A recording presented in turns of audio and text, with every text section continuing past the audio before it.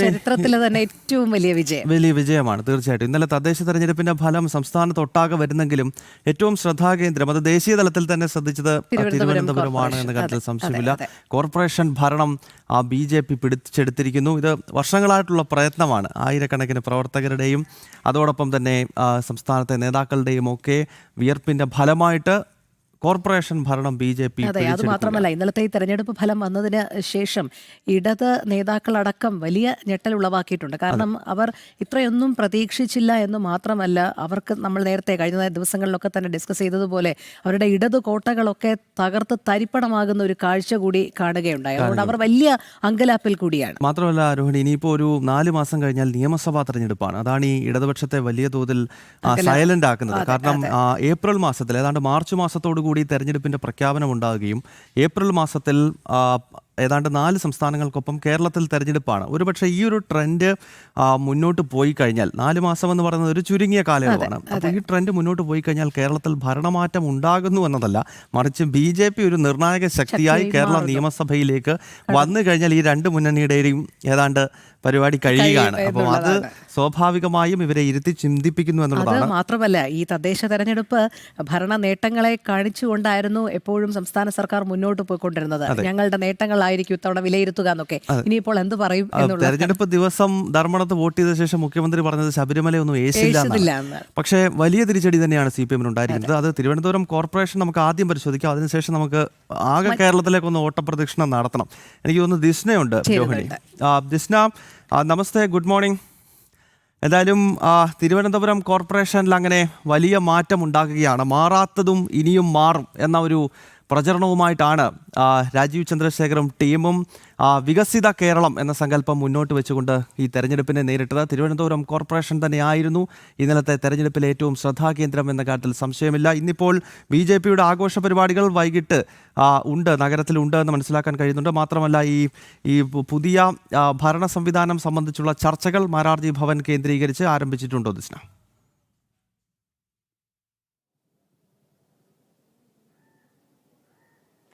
Gautam, good morning. Gautham സൂചിപ്പിച്ചതുപോലെ തന്നെ ആ വിജയാഘോഷത്തിന്റെ ലഹരിയിൽ നിന്നും തലസ്ഥാന നഗരി മുക്തമായിട്ടില്ല എന്ന് തന്നെ പറയാം. ഇന്നും വിജയാഘോഷമുണ്ട് BJPയുടെ. നമുക്കറിയാം വർഷങ്ങൾക്ക് ശേഷമാണ് ഇത്തരത്തിൽ BJP ഈ ചരിത്ര വിജയം കൈവരിക്കുന്നത് എന്ന് തന്നെയാണ്. നേരത്തെ ഗൗതം സൂചിപ്പിച്ചതുപോലെ തന്നെ ഒരുപാട് പ്രവർത്തകരുടെ ആഗ്രഹമായിരുന്നു. ആ ആഗ്രഹമാണ് ഇന്നലെ തദ്ദേശ തിരഞ്ഞെടുപ്പ് ഫലം വന്നപ്പോൾ സഫലമായത് എന്ന് തന്നെയാണ് ഏറ്റവും എടുത്തു പറയേണ്ടത്. അതിന്റെ ആഘോഷം വിവിധ ഇടങ്ങളിൽ ഉണ്ടായിരുന്നു. പായസ വിതരണവും മധുരം വിതരണവും ഒക്കെ ചെയ്തുകൊണ്ട് വലിയ രീതിയിൽ പ്രവർത്തകർ ആ വിജയം ഏറ്റെടുത്തു എന്ന് തന്നെയാണ് പറയേണ്ടത്. ഇന്ന് വൈകുന്നേരമാണ് ഇത്തരത്തിൽ നഗരത്തിൽ ആഘോഷം സംഘടിപ്പിച്ചിട്ടുള്ളത് എന്നത് തന്നെയാണ്. ഗൗതം സൂചിപ്പിച്ചതുപോലെ തന്നെ വലിയ രീതിയിലുള്ള വോട്ട്, അതായത് ഒരു ചരിത്ര വിജയത്തിലേക്ക് കടക്കാൻ BJPക്ക് സാധിച്ചു എന്നത് തന്നെയാണ് ഇന്നലത്തെ തദ്ദേശ തെരഞ്ഞെടുപ്പ് ഫലത്തിൽ നിന്ന് നമുക്ക് മനസ്സിലാക്കാൻ സാധിക്കുന്നത്. അതോടൊപ്പം തന്നെ ഏറ്റവും എടുത്തു പറയേണ്ടത് പ്രധാനപ്പെട്ട ഇടത് കോട്ടകളിലൊക്കെ തന്നെയും BJPക്ക് തങ്ങളുടേതായ പ്രാതിനിധ്യം തെളിയിക്കാൻ കഴിഞ്ഞു. അതും വലിയ രീതിയിലുള്ള ഭൂരിപക്ഷത്തോടു കൂടിയാണ് വിജയിച്ചത് എന്നത് തന്നെയാണ് നമുക്ക് ഫലം വിശകലനം ചെയ്യുമ്പോൾ മനസ്സിലാക്കാൻ സാധിക്കുന്നത്. 2015-ലും 2020-ലെയും കണക്കുകൾ നോക്കുകയാണെങ്കിൽ BJPക്ക് 35 സീറ്റ് വീതമാണ് നേടാൻ കഴിഞ്ഞത്. എന്നാൽ ഇത്തവണ അത് 50 സീറ്റുകളിൽ എത്തി എന്ന് തന്നെയാണ്. LDF 29 സീറ്റുകളിലും UDF 19 സീറ്റുകളിലുമാണ് ആ സമയം വിജയിച്ചത് എന്നത് തന്നെയാണ് ഏറ്റവും എടുത്തു പറയേണ്ടത്. നേരത്തെ ഗൗതം സൂചിപ്പിച്ചതുപോലെ തന്നെ ഈ ശബരിമല സ്വർണ്ണ കൊള്ള വിഷയവുമായി ബന്ധപ്പെട്ട് അതൊന്നും തന്നെ ഈ തദ്ദേശ തിരഞ്ഞെടുപ്പിൽ പ്രതിഫലിക്കില്ല എന്ന് പറഞ്ഞ മുഖ്യന് പിന്നീട് BJPയുടെ വിജയത്തിൽ ആശങ്കയുണ്ട് എന്ന് പറഞ്ഞിരുന്നു.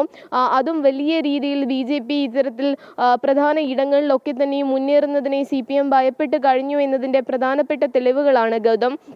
നേരത്തെ സൂചിപ്പിച്ചതുപോലെ തന്നെ വലിയ രീതിയിലുള്ള വികസന പ്രവർത്തനങ്ങളാണ് ആദ്യഘട്ടത്തിൽ NDA ഈ പ്രകടന പത്രിക പുറത്തിറക്കിയപ്പോൾ മുന്നോട്ട് വെച്ചത് എന്ന് തന്നെയാണ്. പ്രധാനമായും വീടുകൾ ഇല്ലാത്തവർക്കൊക്കെ തന്നെയും സ്മാർട്ട് വീടുകൾ അടക്കം നൽകും എന്നൊരു പ്രഖ്യാപനം NDAയുടെ ഭാഗത്തു നിന്നുണ്ടായിരുന്നു. പിന്നീട് നഗരത്തിലെ പ്രധാനപ്പെട്ട വിഷയങ്ങൾ, തെരുവുനായ വിഷയങ്ങൾ ഉൾപ്പെടെ ശാശ്വതമായ രീതിയിൽ പരിഹരിക്കപ്പെട്ടിട്ടില്ല എന്ന് നമുക്കറിയാം. മാത്രമല്ല ഈ ആര്യ രാജേന്ദ്രൻ പ്രചാരണത്തിന് ഇറങ്ങാത്തതും വലിയൊരു തിരിച്ചടിയായി CPM-ന് മാറി എന്നത് തന്നെയാണ് നമുക്ക് മനസ്സിലാക്കാൻ സാധിക്കുന്നത്. അതോടൊപ്പം തന്നെ മേയറുടെ പെരുമാറ്റ രീതികളെ പറ്റിയും മേയർ സ്വന്തമായി കാര്യങ്ങൾ തീരുമാനിക്കുന്നു എന്നതിനെ സംബന്ധിച്ചൊക്കെ തന്നെയും വലിയ രീതിയിലുള്ള പ്രശ്നങ്ങൾ അവർക്കിടയിൽ തന്നെ, അതായത് പാർട്ടി പ്രവർത്തകർക്കിടയിൽ തന്നെ ഉയർന്നു വന്നിരുന്നു. അതൊക്കെ തന്നെയും ഈ തദ്ദേശ തെരഞ്ഞെടുപ്പിൽ പ്രതിഫലിച്ചു എന്നത് തന്നെയാണ് ഏറ്റവും എടുത്തു പറയേണ്ടത്.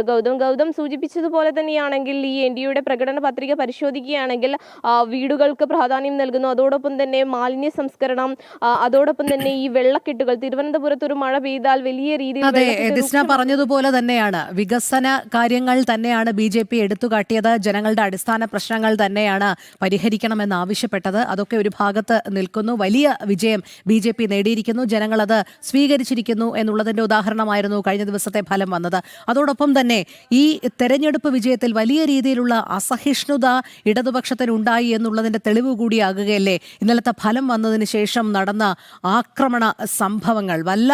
വല്ലാതെ അവരെ അസ്വസ്ഥരാക്കുന്നു.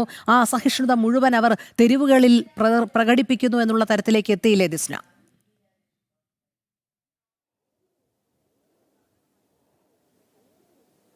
തീർച്ചയായും രോഹിണി സൂചിപ്പിച്ചതുപോലെ തന്നെ ഈ ഫലത്തെയൊക്കെ തന്നെയും ആക്രമണം കൊണ്ട് നേരിടുക എന്നൊരു രീതിയിലേക്ക് CPM കടക്കുന്നു എന്ന് തന്നെയാണ്. പ്രധാനമായും തിരുവനന്തപുരം ജില്ലയിലെ വിവിധ ഇടങ്ങളിൽ വലിയ രീതിയിൽ ആക്രമണം അഴിച്ചുവിടാൻ CPM ശ്രമിച്ചു എന്ന് തന്നെയാണ്. പ്രധാനമായും തൃക്കണ്ണാപുരം, വിളപ്പിൽശാല തുടങ്ങിയ സ്ഥലങ്ങളിലൊക്കെ തന്നെയും BJP-യുടെ ബൂത്ത് കാര്യാലയത്തിന് നേരെ ആക്രമണം അഴിച്ചുവിട്ടു. മറ്റു ജില്ലകളിൽ പരിശോധിക്കുകയാണെങ്കിൽ കോഴിക്കോട് ഉൾപ്പെടെ വിവിധ ഇടങ്ങളിൽ ഇത്തരത്തിലുള്ള ആക്രമണത്തിലേക്ക് CPM കടന്നു എന്ന് തന്നെയാണ്. എന്തുകൊണ്ടാണ് ഈ ഫലം ഇത്തരത്തിൽ അസ്വസ്ഥമാക്കുമ്പോഴും അതൊരു ആക്രമണ സംഭവത്തിലേക്ക് നയിക്കുന്നത് എന്ന് തന്നെയാണ് നമുക്ക് മനസ്സിലാക്കാൻ സാധിക്കാത്തത്. നേരത്തെ രോഹിണി സൂചിപ്പിച്ചതുപോലെ തന്നെ ഇന്നലെ രാത്രിയാണ് ഇത്തരത്തിൽ തൃക്കണ്ണാപുരത്ത് ബൂത്ത് കാര്യാലയത്തിന് നേരെ ആക്രമണം ഉണ്ടായത്. BJP പ്രവർത്തകന് വെട്ടേൽക്കുകയും ചെയ്തിട്ടുണ്ട്. ഈ സംഭവത്തിനെതിരെയൊക്കെ തന്നെയും വലിയ രീതിയിലുള്ള പ്രതിഷേധം BJP പ്രവർത്തകരുടെ ഭാഗത്തു നിന്നുണ്ടാകുന്നു. നമുക്കറിയാം, ജനാധിപത്യ സംവിധാനമാണ്, അവിടെ ജനങ്ങളാണ് തീരുമാനിക്കുന്നത് ആരാണ് അധികാരത്തിൽ വരേണ്ടതെന്ന്. അത്തരത്തിൽ ജനങ്ങൾ മാറി ചിന്തിച്ചു. ആ മാറ്റത്തിന് തുടക്കമായി BJP തിരുവനന്തപുരം കോർപ്പറേഷനിൽ ഭരണം പിടിച്ചെടുത്തു എന്ന് തന്നെയാണ്.